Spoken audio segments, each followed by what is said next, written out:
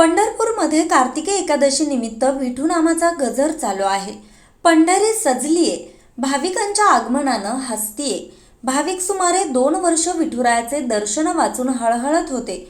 प्रतीक्षा संपली आणि विठोबा घावला, भक्ताला पावला। आज या एकादशी निमित्त माऊलींनी ही ग्रामप्रदक्षिणा घेतली।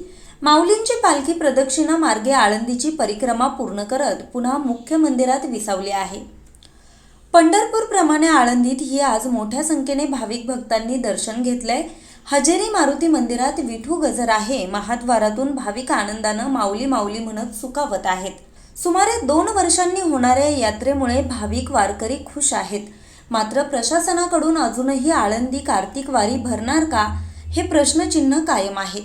अजूनही काहीच आदेश निघाला नसल्याचं चित्र असतानाही तालुका जिल्हा प्रशासनानं मात्र सर्व विभागाच्या अधिकाऱ्यांच्या बैठका घेत यंत्रणा मात्र सज्ज ठेवल्यात।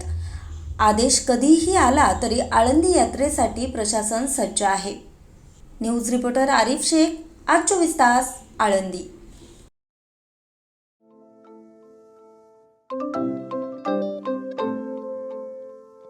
नवनवीन आणि ताज्या घडामोडींसाठी आज 24 तास सबस्क्राईब करा।